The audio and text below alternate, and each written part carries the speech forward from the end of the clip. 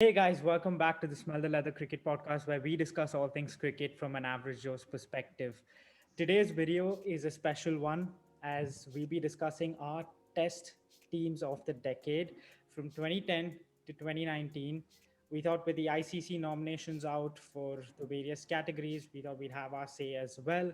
And to do all of this, I have with me, as usual, my co-host Gaurav, who is a strong contender to become a broadcaster slash statistician, as you will see throughout this video. We also have a couple of guests. First off, Nikhil, who's been on the podcast before, and I hope he keeps his Australian biases aside for this video. And also joining us is our new addition to the guest list, Jayant, who will surely come up with some unconventional names and picks, which will just add to the drama of this video. And I'm really looking forward to it.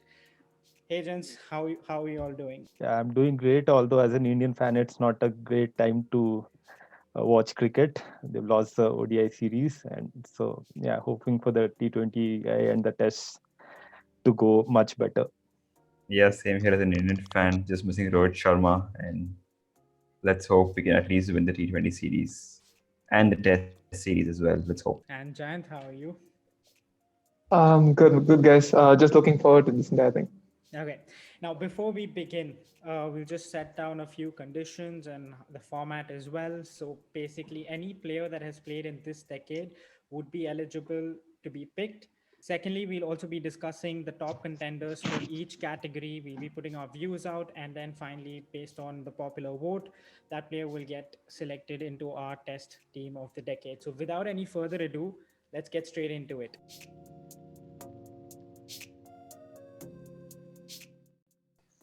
Let's start with our openers. And for the opener spot in this decade, one thing to note is that we don't have a lot of choices. Some of the top contenders are David Warner, Dean Elgar, Alastair Cook, Karunaratne from Sri Lanka, Tamim Iqbal from Bangladesh, Craig Brathwaite from West Indies, Murli Vijay from India, Tom Latham, and Chris Gale. So, Gaurav, why don't you get us started with your picks for the openers?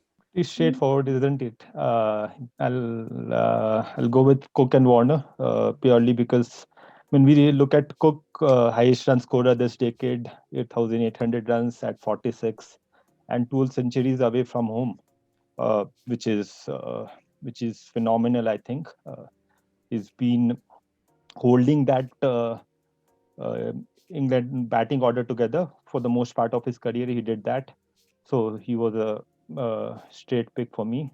Warner again, I mean 7,000 runs at 48, the highest average for the opener this decade, and just the volume of runs, striking at 74, which is the next best since Sehwag. Sehwag has highest this decade at 87. So yeah, these two were straightforward picks for me. Solid choices there. Let's move on to Giants. What are your picks for the openers? I'd go with Cook again. I think Cook is the most successful foreign batsman in Asia. I think he's played very well in Asia. I think that England side, which won in India in 2012 in the Test series, I think that was mainly down to Cook. I think he's a very very good batsman, and even the latter stage of his innings, I think he played some of his career. I think he played some very good knocks against India as well. Uh, so yeah, I think Cook is a definite choice. Uh, uh, in terms of in terms of the second opener, I think I just I don't want to go with the obvious choices. I think I would go with Sri Lanka's Karunaratne. I think the reason I'm going Karunaratne is because he's come into the team once the stalwarts, Jayawardene, Sangakkara, all those guys left the team, and he's played really well. He captains the side. He played brilliantly in South Africa. When all those against an extraordinary bowling attack again and pitches where I think he scored a century in a match where no other player even crossed 50, and he was the main cause for Sri Lanka even winning South Africa. In fact, he was the main cause for the first Asian team to ever win in South Africa. So he's not a backyard bully. He scored a century in New Zealand. David Warner is a backyard bully, so he's very good in Australia, but a little bit of swing and David Warner suddenly yeah. So I think Karunaratne is right up there. I think in Interesting the future, choice. Yeah. Interesting choice with Karunaratne right there. Nikhil, Cook has 2 votes. Are you making that a hat trick for him? Well, clearly I am. It's Sir Alastair Cook who's going to take strike in my team, and number 2 is South Africa's Dean Elgar. He's someone who's a little bit similar to Cook. He's got the similarest art of shots. He plays the drive, the cuts very well. Not to forget, he's got 2 centuries in India.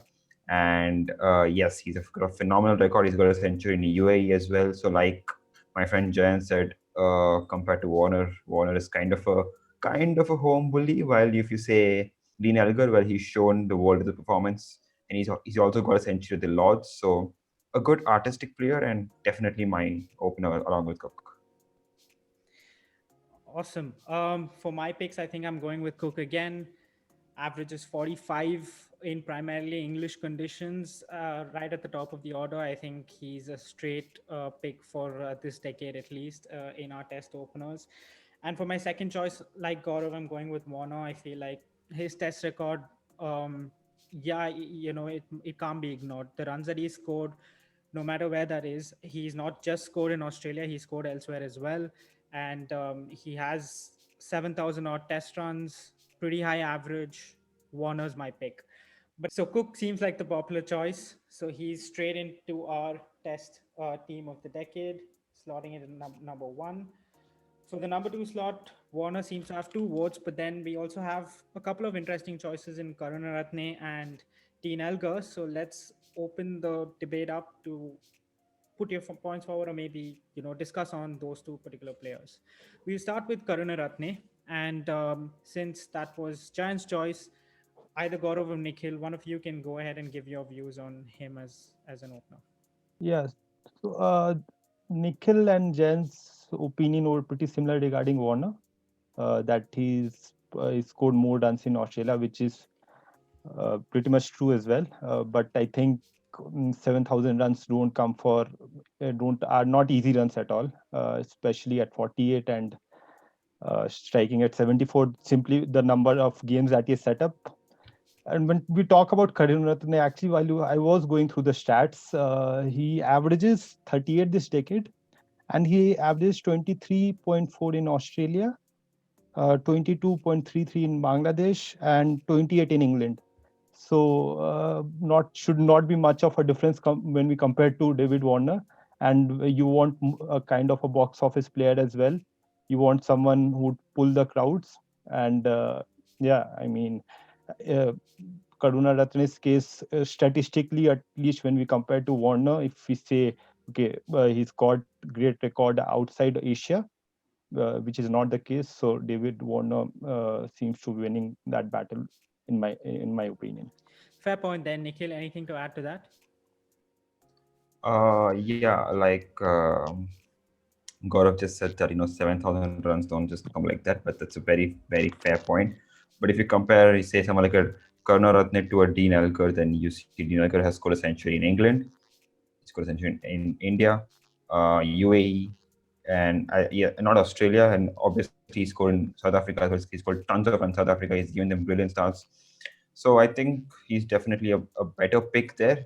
I mean, no doubt, Karunaratne has done an amazing job as the captain of the team. He picked up the team from nowhere and he made them win in South Africa, which is unbelievable. But I would still pick Dean Elgar as my opener, given the reliability and the assurity that yes, he is going to get to the rounds.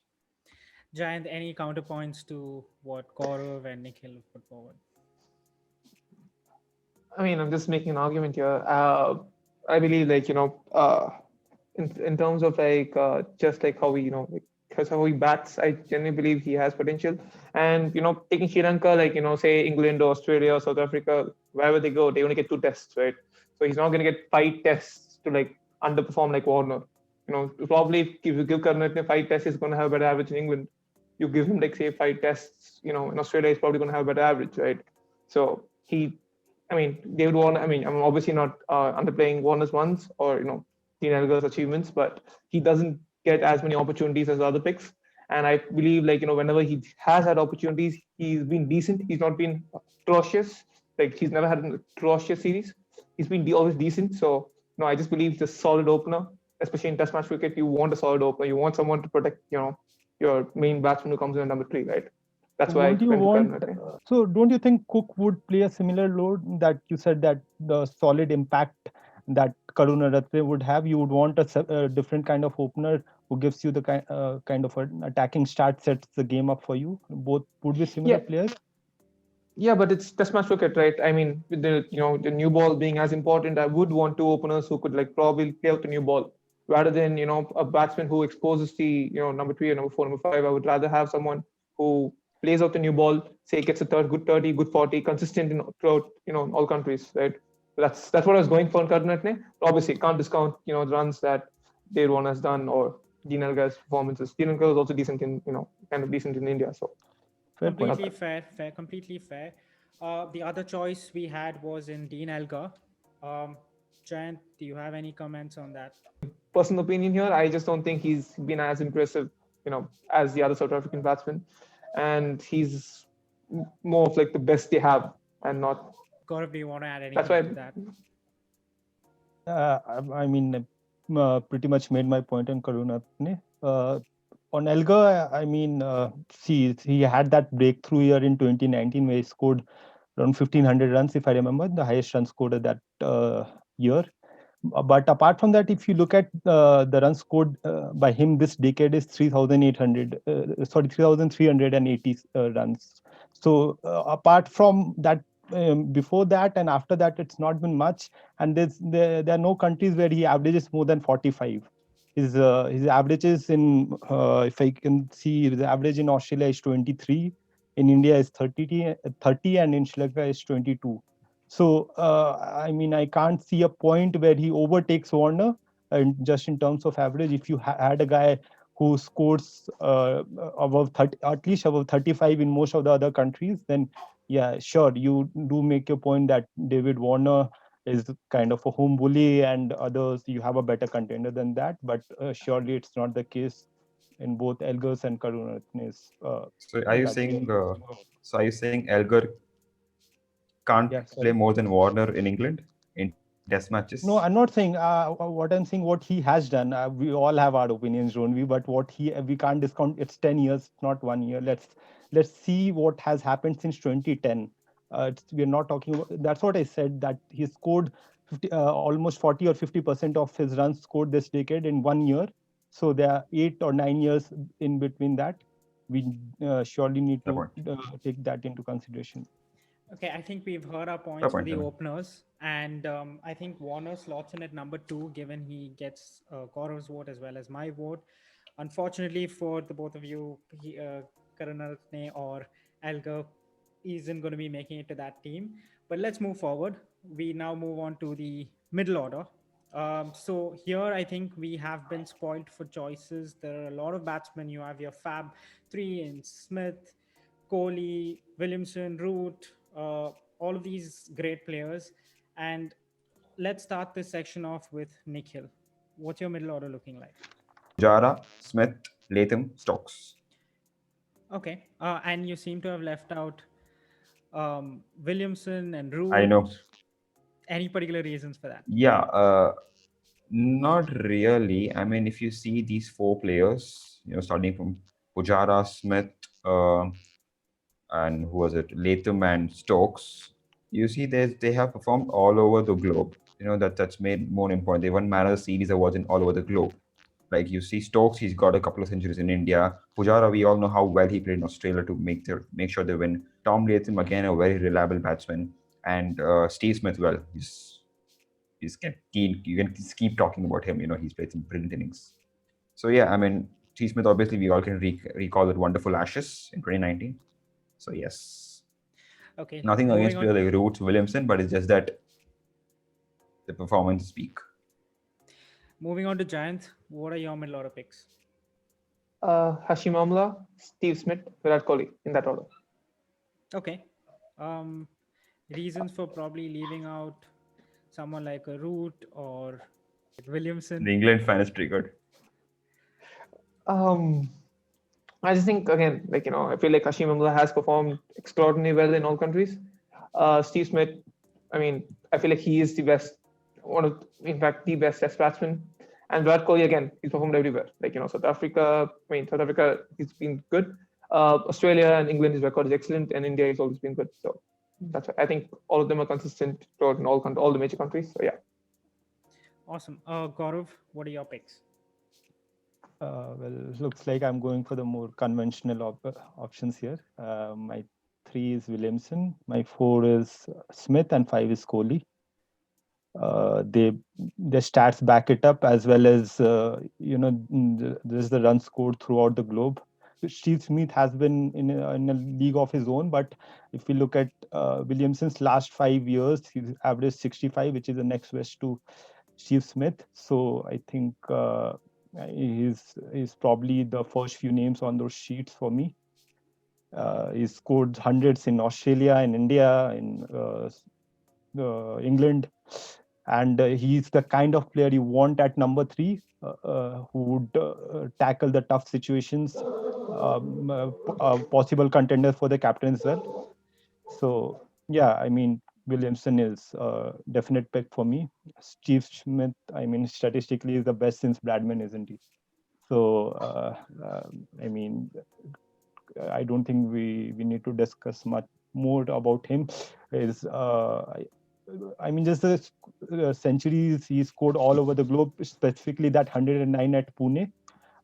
Probably the one of the greater centuries that I've seen throughout whatever cricket I've been able to watch. So and the Ashes, literally won the Ashes for Australia.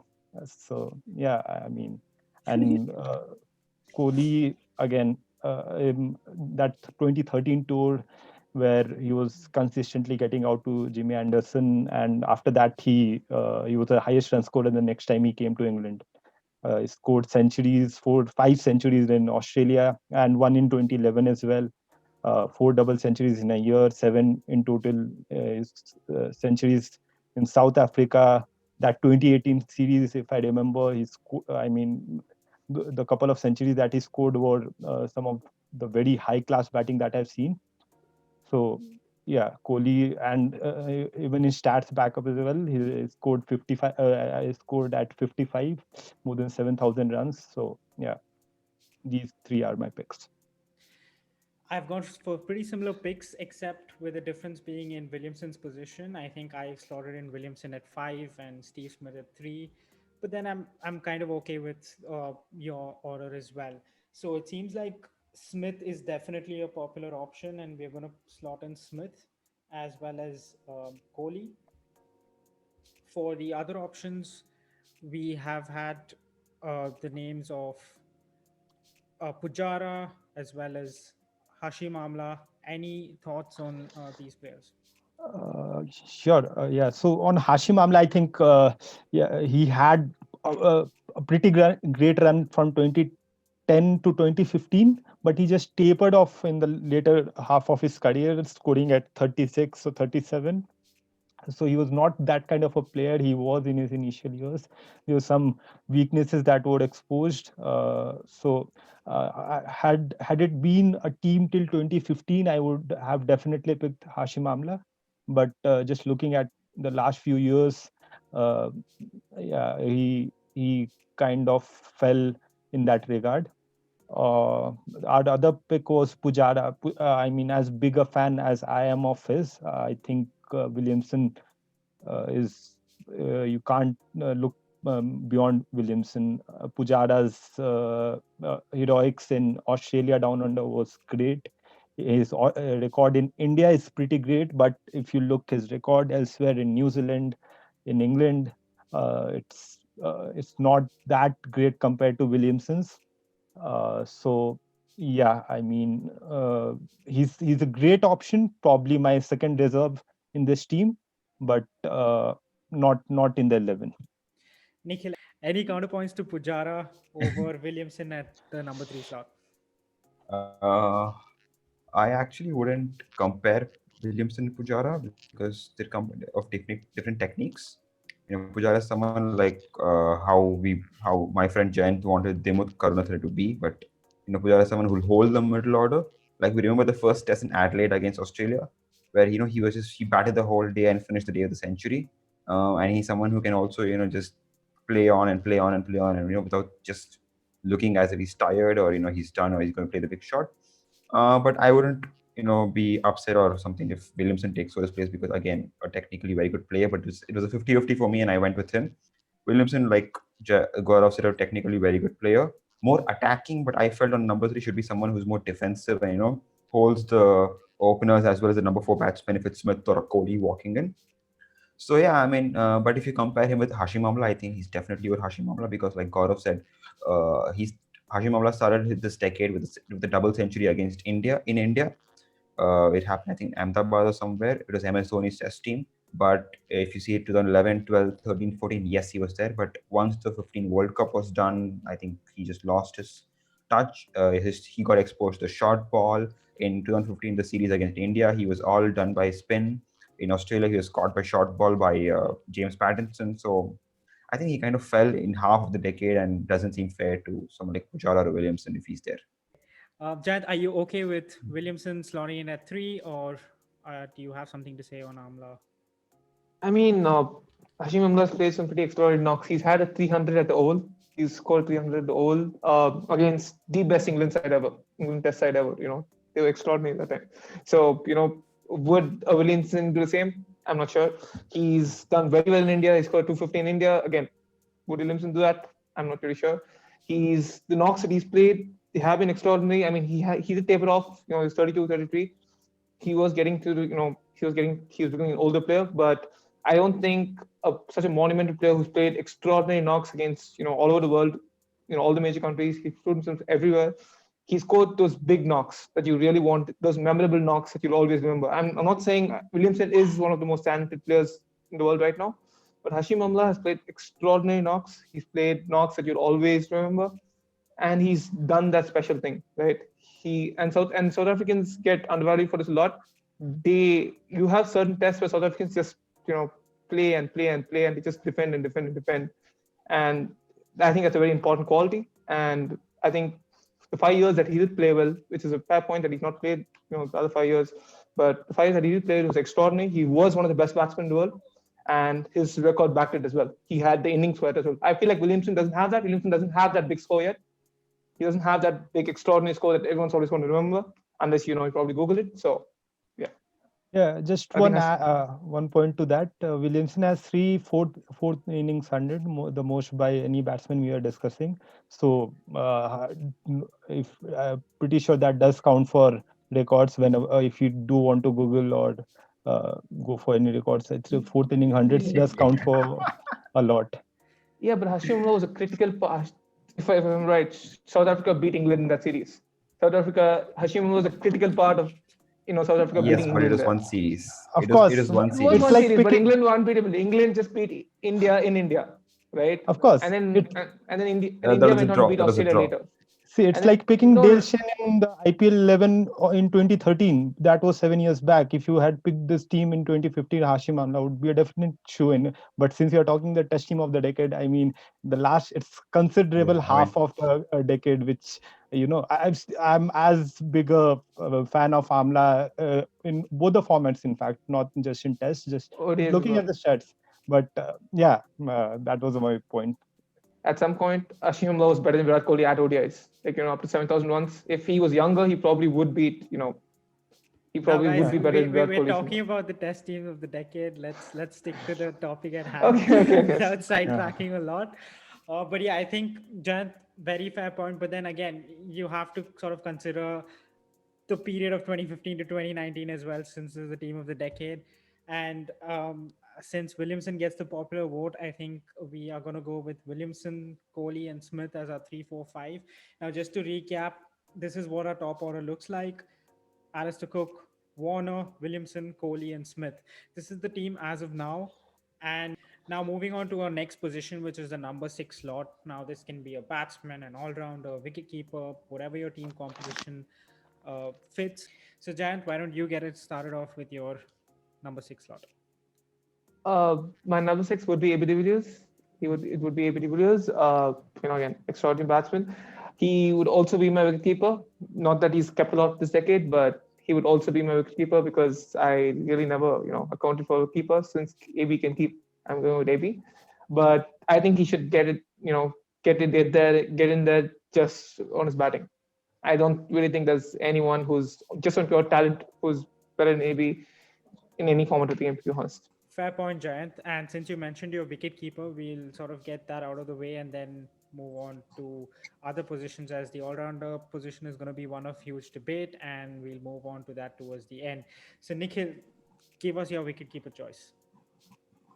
So my wicketkeeper is taken by a South African, but not AB de Villiers. It's Quinton de Kock. I think being a left-hander, he's a solid batsman. He has been batting at number 6 or number 7 for South Africa, and he scored close to 4,100 runs, if I'm not wrong. Average of 41, 21 50s, 500s, with a century in England, Australia, and India. Quite a solid player, assuming your 3, 4, 5 has Williamson, Smith, and Kohli, who have, scored very good scores. Someone to come and finish it well. I think Quinton de Kock is a perfect player and a very reliable keeper as well, and we've seen that in the past. Fair point. Gaurav? Yeah, I'm with Jayant on this one. I have the best batsman in the last generation as my wicket keeper. AB de Villiers it is, and he scored as a wicket keeper this decade. He scored 5,000 runs in 22 games, 7 centuries, which is almost as much as any other wicketkeeper batsman this decade at 57. So, I mean, De Villiers, it's hard to look past that. Even in the last series of his against India and Australia, if I can remember, India were at 12 for 3 at Cape Town, and he scored a 60 and just changed the course of the game. You want players like him at number 6 who can, someone like Gilchrist, he used to do that thing for Australia during the 90s and the early 2000s. De Villiers, I mean, is just class. There's nothing that AB de Villiers can't do on a cricket field. So he can, probably take catches in his sleep and do also kind of things. He's a slip catcher for you as well. He can, I mean, he gives you so many options. He's a possible contender for the captain. Just a complete package for me. So yeah, De Villiers for sure. I completely agree, although I've sort of gone for an unconventional option in BJ Watling as my wicketkeeper. The reasons for that would most probably be, firstly, I was looking at the wicketkeeper slot purely from a wicket-keeping position, and I feel his skills are right up there, and it has been for a while now. He's kept all around the world, and he's kept pretty damn well, in my opinion. Also, he's that dogged sort of character. He just won't give his wicket away, and when you have a sort of fab three in Williamson, Kohli, and Smith, and then I feel like you also need that little bit of solidarity down. But then you can also go for the explosive option in De Villiers. But then, yeah, that was my particular choice. Now it seems like De Villiers has 2 votes. Um, Anyone contest De Villiers taking the keeper's slot? Nikhil? Yeah. Sorry? Anyone? I'm sorry, I kind of lost you there. Anyone want to contest De Villiers taking the wicketkeeper slot? I think it's difficult to compare. You're comparing one of the best batsmen of all 3 formats, especially the tests. He's a guy who scored a century in one session, as well as who's played 230 balls for his 27. So I don't think he has much of comparison. I think we have to go with De Villiers, given if you look at the majority counts. Paul mentioned regarding his stats, he has in fact scored 7 centuries compared to his 6 centuries while he was not keeping. So he's done better as a wicketkeeper this decade than when he was not a wicketkeeper. So that probably adds to the point. Yeah, we are going with De Villiers as our keeper. Okay, now let's move on to our bowlers before finally coming back to the all-important all-rounder position. Nikhil, why don't you start us off with your bowlers? So starting out in the bowlers is going to be the off-spinner Ashwin. I think a pretty crafty off-spinner. He's probably one of the best in the business when it comes. 50-50 with Nathan Lyon, but I would go with someone who can also, get you those 20-30 runs when your set batsman is at the crease. And he's performed well in India, of course, in England, Australia. So he's my first pick as a spinner. Coming to the fast bowlers, it's a pretty different one, if I believe. So my first fast bowler is going to be Morne Morkel. He's tall, he's got some great bounce, he's performed well in India, England, South Africa, New Zealand. I mean, these are the countries where you're expected to do well. He's kept up his name there before he called off from South African international cricket. And obviously, the two fast bowlers are going to be Pat Cummins and James Anderson. Pat Cummins, he's had a phenomenal last 3 years. He's been very, very good as an 18-year-old who made his debut, and he's still going good. And number 11 is obviously James Anderson. Probably he's a Steve Smith in the bowling. You don't have to say much about him. He's always there with the wickets. He's a swing, and yep, he's there. All right, let's move on to Giants bowlers picks. So I'm going with five bowlers. R. Ashwin, comes R. Ashwin, then Yashisha, Jimmy Anderson, Jasprit Bumrah, and Dale Steyn. And So Dale Steyn. okay, sorry. Yeah. So I'll start off Dale Steyn. Dale Steyn is the best bowler in my five picks. I think he's the best bowler in this era of Test cricket. I think he would have been an extraordinary bowler in any era of Test cricket. I the way he's bowled, the way just watching him bowl, I think itself is great. He was one of the few people who could bowl very, very fast and swing the ball as well. And I think Jimmy Anderson himself has said Dale Steyn is a better bowler than him. So even though he's not got as many wickets, obviously. So Dale Steyn is an extraordinary bowler, and I think he would be shown in any team, in any decade comparatively. And my next pick would be Jimmy Anderson. Obviously, again, great swing bowler.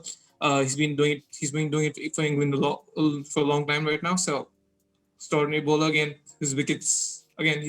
I think he has highest wickets for fast bowler as well. So he's again very, very good.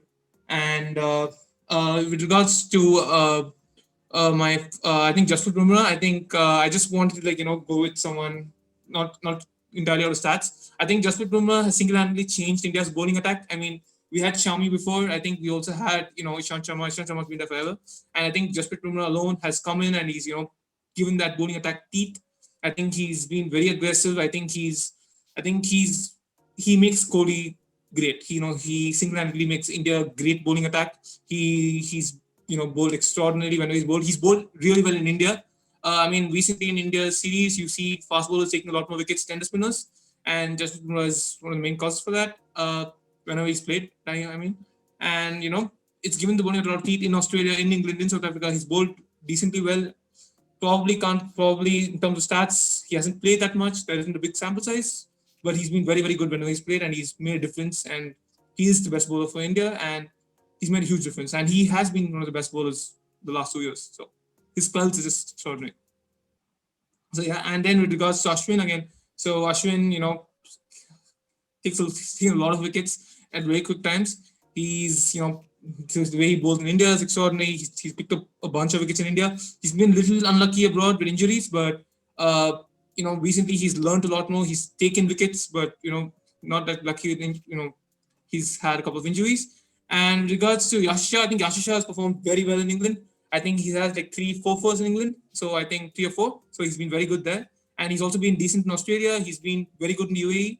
So, he's performed well as a spinner. He's performed well, in England. He's performed well in Australia. He's performed well in the West Indies. So, and also this decade being so crucial to leg spinners where everyone's like, you have to have a leggy in your team. I think, our test team does have to have a leggy. And I would go with Yashisha because he has been the best leg spinner of this decade. At least in terms of the entire sample size for 10 years.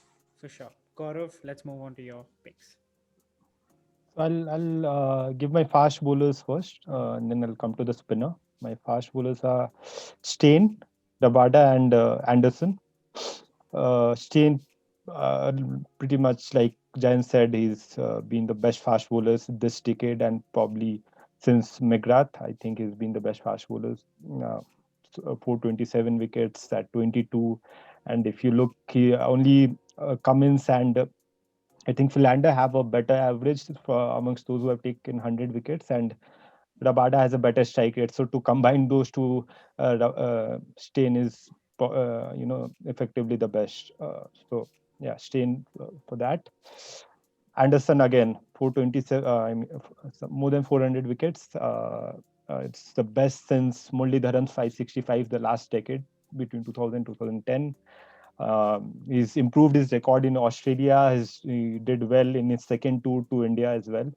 So it's not entirely the case where he takes wickets only in England. He's devastating in England and New Zealand in those conditions for sure, but he's improved in other conditions as well.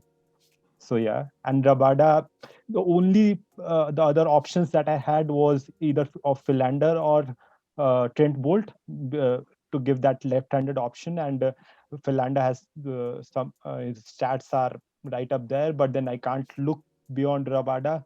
He's got the best strike rate in Test cricket history. In fact, to take amongst bowlers who have taken 100 wickets, and he's performed well against side like England and Australia on a consistent basis. 7 of his 12 best spells have come against both the teams. And if you remember, he took 13 at Centurion against England and 6 at Hobart as well against Australia, match-winning spells where they won by an innings. South Africa. So he's literally been the bowler, the coming of the age bowler this decade. I think pace, hit the deck. His seam positions are very good. He can bowl well in Asian conditions because of the height and the pace at which he bowls. So yeah, complete bowler for me. Coming on to the spinners, I think this was the most difficult for me because none of the contenders were uh, too far ahead of their other conditions. So, but then I'll go with Ashwin because just because of his record in India, and he's been the biggest match winner for them in Indian conditions, and you can't discount that. Man of the series, I think he's got the most this decade. So and to be fair to him, he had good first tests in Australia and in England, but then he got injured. So he was a bit unlucky in that part as well. Not got enough wickets abroad, but then I think he bowled quite well. And when you look at someone like a Lions record in Asian conditions, it's not that great to consider him as a real option. So yeah, all in all, because of the quality and the stats, I'll go with Ashwin. Fair point. For my personal choices, I've gone with Steyn, Anderson, Wagner, and Herat as my spinner. So Steyn and Anderson, I think everyone's already brought up the points, and it's pretty much on the same lines. So I've gone with Wagner as my left arm option. I wanted someone who can sort of be that variation, as well as Wagner. In the last few years, he's been that enforcer for New Zealand. When nothing's happening in the deck, they just sort of throw the ball to him, and he comes in, bowls a short stuff, makes things happen. I think you would want to have someone like that in your test team of the decade. The first half of the decade, he hasn't played that much, but then I sort of went for him for just the latter half of this decade. As my spinner, I've gone for Herat purely because he's just that miserly spin bowler. Career economy rate of 2.8. I think, it's just, you want that sort of control, and he's got wickets all over, 433 test wickets. So I think Herat was my spin choice. But then if you look at all of our choices, I think Steyn, Anderson, and Ashwin are the common ones. So we'll sort of slot them down. Now we have a couple of players to discuss, which would be Bumrah, which was an interesting choice given his very short test career in this decade. We have Mone Mokal. I think he deserves a special mention, as well as Yasir Shah. So the floor is open to anyone who wants to sort of speak about them. I think Monomocle is quite an obvious option here because if you look someone, there's Dale Steyn who's fast. There's Anderson who's got the master of swing, and if you look at you have pace, you have swing. The next thing you need is bounce and someone who can attack the batsman, make him uncomfortable. Hit his chest, hit the helmet region, and that's obviously can only be done by the tall Monomocle. And his record speaks for himself as well. I think he's got 2 5% in England. He's got one in Australia, and he's bowled very well in India along with Steyn back when those days in 2010 series. So yes, I mean when you compare him with someone like the bowler you suggested, New Zealand, the left armer, Yes, the left armer creates a good angle, but then he's only played 2.5 years of this decade. Whereas Morkel, if you see, he's played 6.5 to 7 years. So the experience, the record, and obviously the way he creates the bounce and disturbs the batsman completely. Quite an obvious choice. And I think Ashwin is one spinner is quite enough in this attack in against Yasir Shah or Herat. Nothing against Yasir Shah, but if you compare Herat and Ashwin, I think Ashwin is far better because Ashwin does have wickets abroad, whereas Herat, I think he's really struggled and he's had his share of bad days there. I believe, like, so again, with this decade being so, crucial for leg spin, I think we must have a leg spinner there. And I think two spinners is crucial considering how many destinations have more spin friendly pitches. West Indies is spin friendly, they have spin friendly wickets these days. India, Bangladesh, UAE, Pakistan with UAE. So there are a lot of spin friendly wickets here. So I think, and Yashisha with the leg spin, I think Australia would be a good destination for him too. And he's done well in England, so he's done well everywhere. So especially with, I think the leg spin option has to be there. There has to be variety. So I think Yashisha is crucial. And with regards to Bumrah, I think Bumrah makes batsmen uncomfortable too. He has this unorthodox action. He's fast. You know, so yeah. I mean, apart from the long career, I feel like Bumrah, 2 years he's played, he's made batsmen uncomfortable. He does everything Morne Mokul does. Just as a bowler, not in terms of stats or anything. He's performed well in all countries. But I would go with Jashish Shah just because he's a leg spinner. And since this decade is, mostly the majority of the decade has been about leg spin. And since leg spin is, leg spinners do generally take a lot of wickets, I would go with Jashish Shah. Gaurav, what are you going with? Who are you going with? Yeah, I'm gonna stick to my choices. I think on Bumrah's part, I think he would be in the test team of the decade for the next. Hopefully, whenever we do for 2030, probably. It's just been a year. I mean, we have to wait and watch how he does in places like Sri Lanka and probably UAE if and when India decides to play against Pakistan and Bangladesh, all those sorts of things. He's definitely got the potential. He's done well in the SENA countries, but he's not played that much in India as of now. So it's too small a sample size for me. Other than that, the other options that we spoke of is Morkel. So Morkel, to be fair to him, I think his averages in England and Australia more than 30. He averages more than 34 in Australia and more than 31 in England compared to someone like a Rabada. I think it would be shocking if we don't end up picking Rabada. I mean, the quality that he has shown all around. You want a pacer who comes in at number 3, because when you have Steyn and Anderson as your opening bowlers, you want the first change to be fiery, and when the ball is not doing much, someone who can, probably make the batsman smell the leather. So yeah, I think Rabada has got that potential. And just a point on Yashir, I think most of the Giants points are valid. He's been the best leg spinner this decade, but I mean, he averages more than 94 in Australia and more than 50 in England, and you know, he probably would be my reserve spinner for sure above Herat, because Herat was, as you mentioned, a very cunning bowler. I mean, he at the later half of his career he picked so many wickets and won matches for Sri Lanka as well. But yeah, I think we are talking about the test team of the decade, so you need the best of the options, and they don't fit in here. Okay, now that we've heard everyone's views and opinions, let's take a vote on who joins Ashwin, Steyn, and Anderson.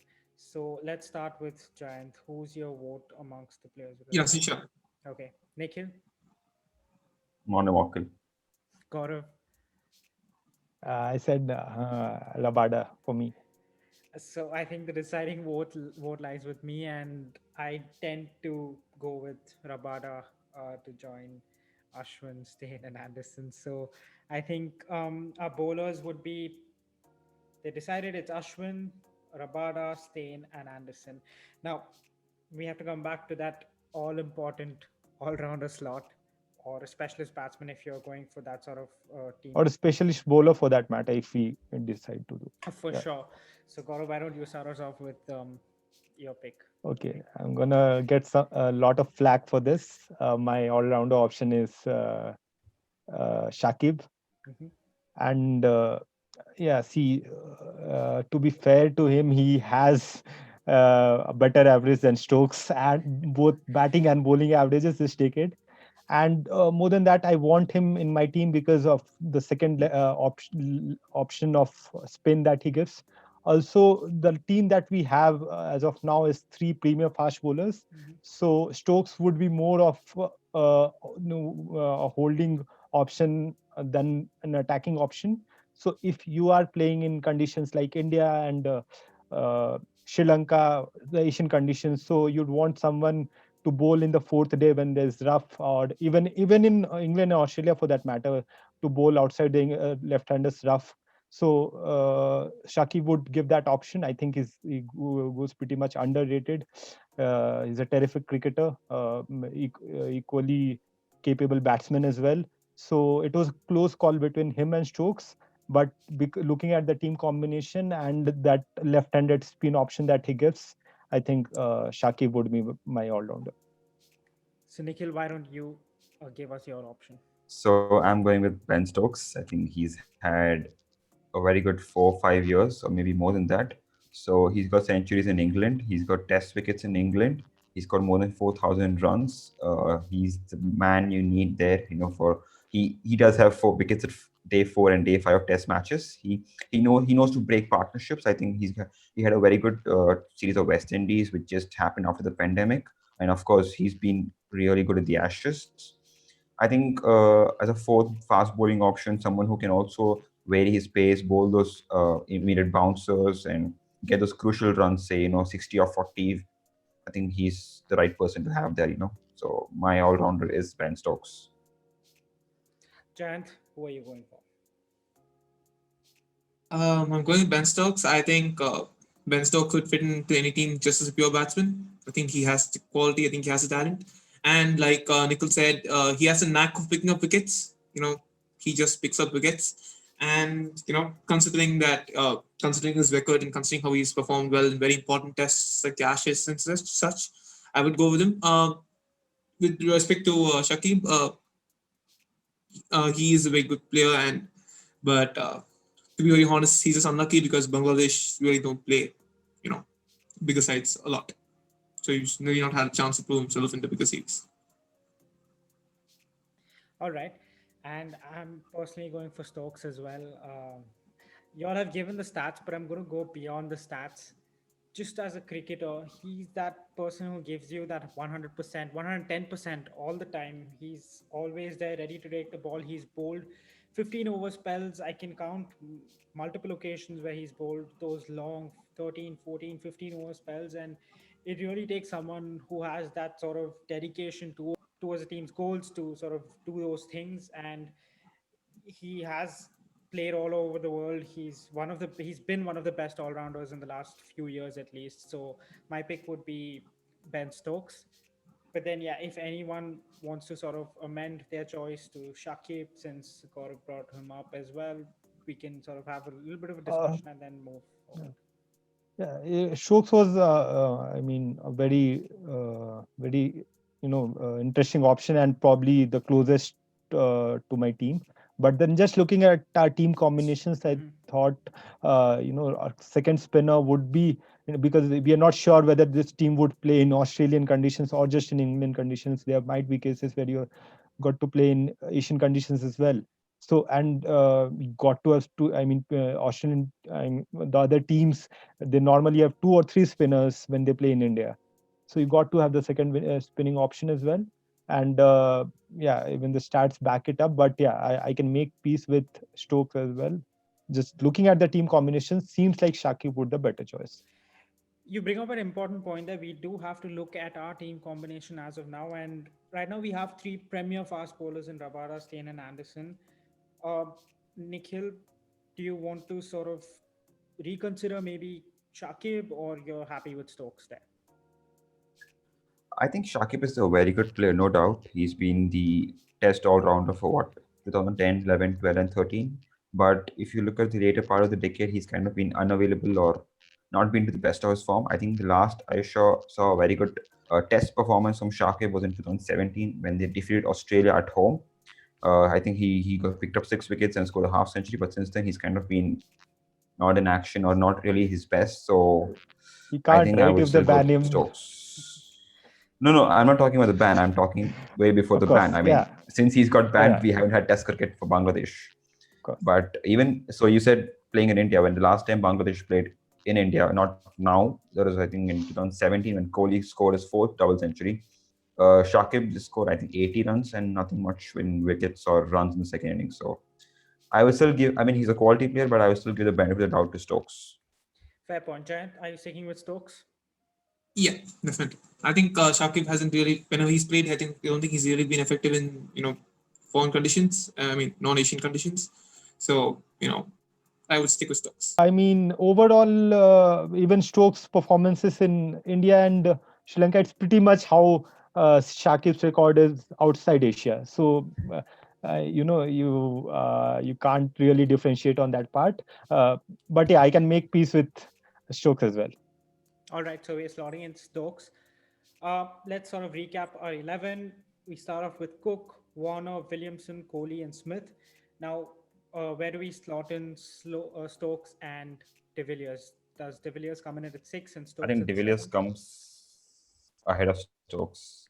Yeah, Are we okay with that? Okay, sure. cool. So De Villiers at number 6, who will also be our wicket keeper. Stokes at 7, Ashwin at 8, Rabada, Steyn, and Anderson. To be honest, we didn't even mention guys like Jason Holder and Ravindra Jadeja who have been right up there as well. But Nathan Lyon. yeah, Nathan Lyon. Nathan Lyon and it's all these players they do need a special mention. But our team, I mean, there have been some great performances this decade. So hopefully we did a great job. We still haven't decided on our captain. Let's sort of finish on that note. Who will be leading this side? Why don't we start with Giant? I'd go with Virat Kohli. I think, Okay. he's he's won the first time India's ever won, Test series in Australia. He's captained well in England. He's batted very well as a captain as well. So, and he's also like, he's been solid at home. So I would go with Virat Kohli. He has good captaincy qualities and he's an aggressive captain and he plays better. I believe he plays better as a captain than he doesn't. So I would go with Virat Kohli just because his performances as a player when he's a captain is better in tests. All right. Nikhil, who are you going for? Tough call because you have Smith, you have Williamson, you have Virat, you have Alastair Cook, and then you have Ashwin, who's sort of a captaincy candidate as well. But I think I'd go with Cook. I mean, if the votes go with Virat, it's Virat. But then I think I'd go with Cook because he's won a series in India. Like Gaurav mentioned, it's also important how you perform in Asian countries. He's won a series in India, he's won a series in UAE and in Sri Lanka, and he's been the top performer for the team as well. So more or less like leading from the front. So and he's had very good Ashes as well back when he was not the captain, but still. So I would go with Cook. Gaurav, your choice. My captain is Williamson. When you have guys like Virat and Smith in the same team and Warner, you got to have someone really calm as your captain who can manage all these players. I think he's got a great cricketing brain as well. He did brilliantly in IPL as well and has been doing great for New Zealand. He goes unnoticed as a captain, but to be fair to him, New Zealand don't have enough resources as the other teams has, but he managed to make the most out of it. Just a calm head and personal favorite of mine as well. So yeah, I think Williamson would be the best choice for this team. Looking at the fiery players that we have. Also, we don't have that worry about the matches being decided in the super over. So he does well on that front. That So England can never win it, yes. yeah, of course. I mean, the World Test Championship is going on, but he'll be sure that the finals won't be decided based on a super over. So you're sorted on that Sure, part it's a as very well. good point. I was initially going to go No, with absolutely. Cook, but I think you make a very important point regarding having people like Warner, Kohli, and all these hotheads in the same team. So I think I'm going to go with Williamson as well as my captain. Now we also have to decide our 12th man for this wonderful team. And you can probably go for your 12th man being a reserve batsman, bowler, or maybe someone who was close to getting to the team but just didn't quite make it. Whatever that is, Gaurav, you start us off with your 12th man. Yeah, look, my 12th man, Shakib, for sure, because again, for the same point, when you would want a backup spinner, just having four fast bowlers and one spinner in Asian conditions is too big a risk. And he goes unnoticed. Again, I would say that point, his stats back it up, and yeah, just a class player overall. So Shakib, and he was probably the most discussed in our team as well. Yeah, I think looking at so ideally this person with this play wasn't my 12th man, but looking at the team combination and the discussions that we had, I think it's Shakib Al Hassan. Given that Gaurav mentioned a very valuable point that if we're playing in if this team plays, sorry, not we, if the team plays, the Asian countries like Sri Lanka, UAE, India, and you just can't play with Ashwin. You need someone like Shakib and who might replace Stokes, and I think he's a perfect option there. Jayant, are you making it a hat trick for Shakib? No, actually, no. I'm actually going with an out-of-field pick. I'm going with Ravindra Jadeja. I think with the new concussion rules and stuff, I think he's someone that can do everything. He can bowl, he can field, he can bat, and he can come in for a batsman, he can come in for a bowler, he can come in for obviously one of the best fielders ever. So player, and he's very underrated as a batsman. Uh, Ranji Trophy, he scored two triple hundreds. So he has potential. He has surprisingly, he has a very good average. He averages in the 30s in Test cricket. So as a batsman, he's one of the most economical bowlers ever. He's performed very well for India. He's done it for India in the big series, in all kinds of major series. And with characters like Smith and Warner in the side, they would find a way to get him in. So I think Jadeja should be 12th man. I think I he outperforms Shakib in certain departments of the game. I do feel that Jadeja. We did not speak about him enough, given that he's a great all rounder. And personally, I too would go with Jadeja as my 12th man. I think he's a gun fielder. As you said, where he's done well with the bat, he does well with the ball. He's that holder, that left arm option as well. So I would prefer him over someone like Shakib. Then I think we are at a tiebreaker now with Shakib at 2 and Jadeja at 2. Anyone, you know, Yeah, look, I mean, Jadeja's case is pretty strong as well. But the one thing about Shakib we should consider is Bangladesh. He's been pretty much throughout the rise of Bangladesh. He's been an integral part of it. Bangladesh is not that stronger team, and I think him along with guys like Tamim Iqbal and Mushfiqur Rahim have had big roles to play in that uh, you know development of Bangladesh cricket. It's a very important part. You need to have guys who are like strong characters as well, who probably might be underrated, but skill wise and you know uh, just go in there, do your work. Shakib, I feel, is that kind of a cricketer. Uh, Even he has scored a century in New Zealand as well. Pretty tricky conditions, and off late he's been top order batsman in one day cricket as well. Let's not forget the 2019 World Cup, post which he's not played. But then once he's back, I think we can expect to see a lot of runs and wickets scored from him. It's a strong call for Jadeja as well. Adit, what do you have to say on this? no, I was asking if you seem like you can be persuaded into sort of going with Jadeja as a Yeah, 12th it's man. it's the 12th man. I mean, fine with. I would actually. I mean, as a backup spinner, when we talk about, so the point about the 12th man is more about when you play in the Asian conditions. So I think Jadeja is an equally good option there as well, because your batting normally does score 400 and 450s, and your 7 and 8s don't get that chance. It's more about the bowling abilities, and I think Jadeja has done pretty well in Indian conditions. He has an average, to be honest, around 25, and pretty good strike rate as well. So yeah, in that regard, I can go in with Jadeja. All right, so I think we'll go with Jadeja as our as our Yes. 12th man. And I think that sort of concludes our team of the decade. It'll be up on your screen right about now. But yeah, thanks a lot, guys. It's been a long discussion, but it's been an entertaining one. And I have to thank both our guests for the time that you'll have spent on this podcast. So thank you very much, Nikhil, and thanks a lot, Jayant, as well. Thanks, guys. It's been a pleasure. Yeah, man, it's been good. It's a good discussion. Thanks, Gaurav. And thanks a lot for watching if any of you all have still stuck to the end. And we would like to know your teams and your opinions on what could have been the other options. And we are okay with getting flagged. We are okay with getting lots of positive responses as well. So yeah, and hopefully we'll come with more teams as well. So watch out for all those ODI teams and the T20 teams as well.